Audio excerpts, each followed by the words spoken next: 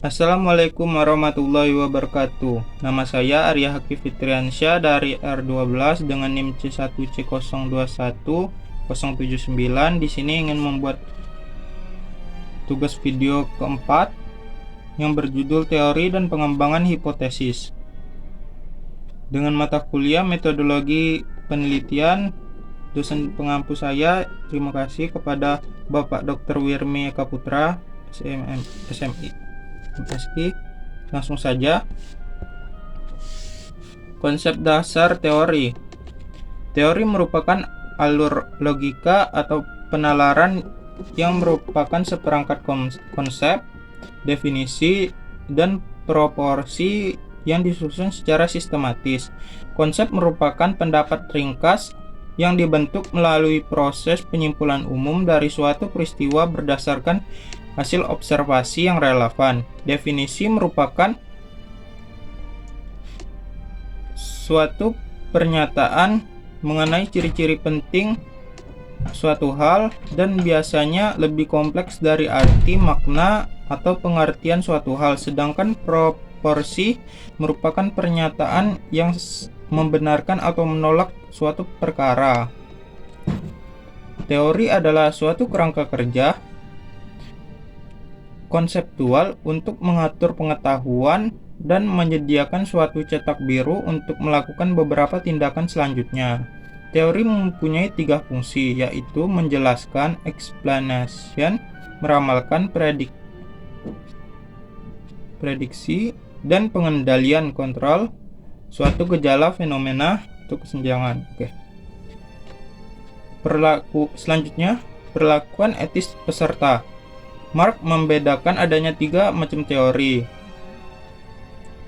Ketiga teori tersebut berhubungan dengan data empiris, yaitu yang pertama, teori deduktif, memberikan keterangan yang dimulai dari suatu perkiraan atau pikiran atau pemikiran spekulatif tertentu ke arah data yang akan diterangkan.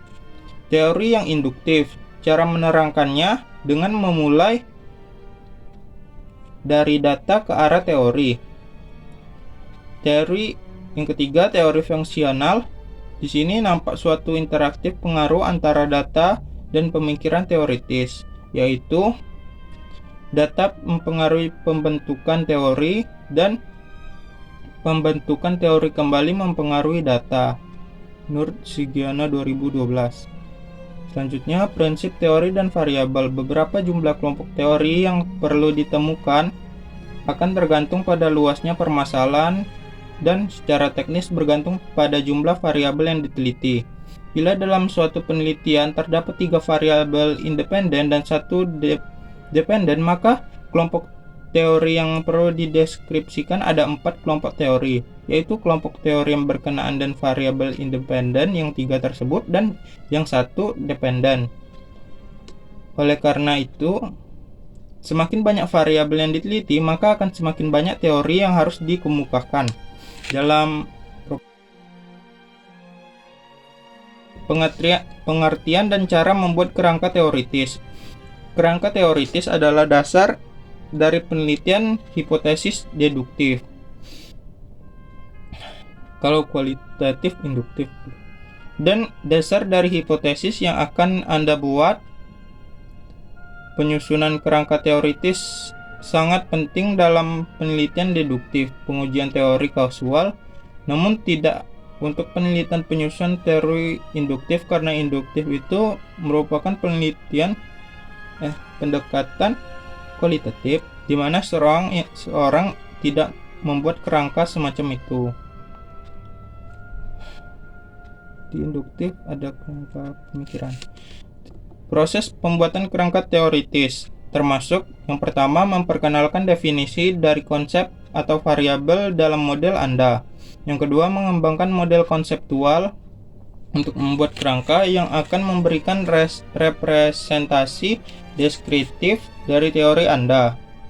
Yang ketiga, menyatakan teori yang memberikan penjelasan untuk hubungan antar variabel dalam model Anda dalam kerangka teoritis. Dari kerangka teoritis kemudian dapat disusun menjadi sebuah hipotesis yang dapat diuji untuk menguji apakah teori Anda valid atau tidak. Hubungan yang dihipotesiskan tersebut kemudian dapat diuji dengan analisis statik atau alat analisis statik yang tepat, sehingga seluruh penelitian bergantung pada dasar kerangka teoritis. Bahkan jika hipotesis yang dapat diuji tidak perlu disusun, seperti dalam sejumlah proyek penelitian terapan, penyusunan kerangka teoritis yang baik menjadi hal penting untuk menguji masalah yang sedang diteliti. Pengertian hipotesis dapat didefinisikan sebagai pernyataan sementara, namun dapat diuji yang memprediksi apa yang ingin Anda temukan dalam data empiris Anda.